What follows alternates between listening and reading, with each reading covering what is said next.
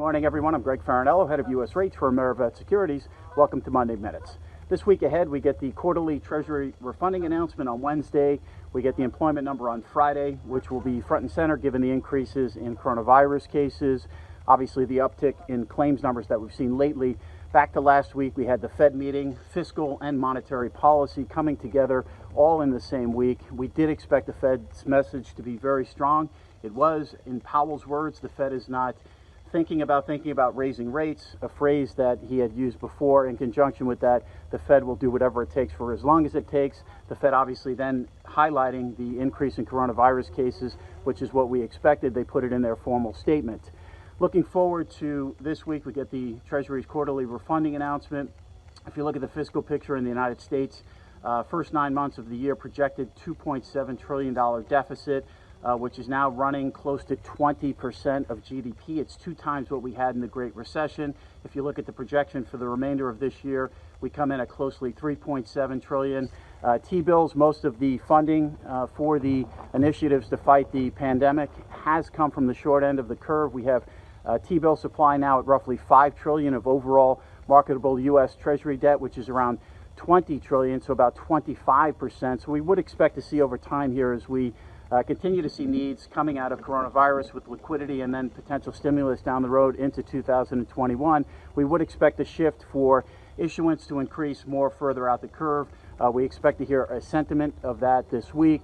If you look at our overall debt numbers as a percentage of GDP, obviously with GDP now in question with the pandemic, we're running a little over 100%. Projections for next year to be 108%. So as we hash out the Phase 4 deal in Washington, it's no wonder that we are getting concerns about overall debt levels and our overall deficits here in the United States. We look to the employment number on Friday. Obviously, we've had an uptick in the claims numbers as of late.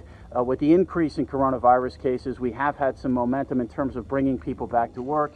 That is part of the debate which is going on down in Washington right now, the $600 of extra unemployment insurance, with $200 now being put on the table, with potentially a phase into the states of 70%. I mean, the reality is here, the states are in really bad shape here. They've had trouble with the first rollout of the unemployment claims. What seems to make sense is some sort of compromise between the $200 and the $600, a flat fee that the Democrats and Republicans can agree on to move forward to provide that underpinning for so many millions of Americans that are out of work here for no fault of their own, as we continue to work through rising coronavirus cases, coming up with a therapeutic, and obviously a vaccine. When we look at the Fed more specifically, and we'll end on this, the Wall Street Journal had an article out over the weekend about the changes to the Fed's overall objectives with regard to their policy, their mandate of stable prices and maximum employment, this idea of inflation averaging over time. Now, Powell alluded to this last week. He basically said, look, we've been operating with the mantra of some sort of policy change all along. And if you go back to last year, I mean, we've written extensively from the pivot up through the end of last year. In December of 2019, in one of our weekly pieces, we said explicitly that we thought the Fed was operating with informal changes to their policy framework. So we're likely to see changes going forward with regard to inflation.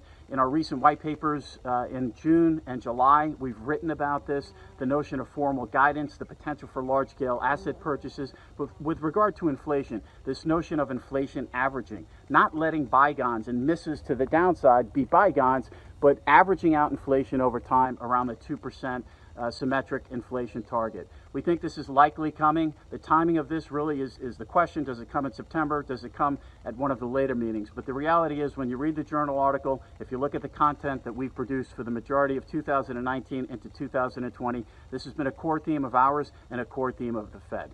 Have a great week ahead. I'm Greg Faranello, and this is Monday Minutes.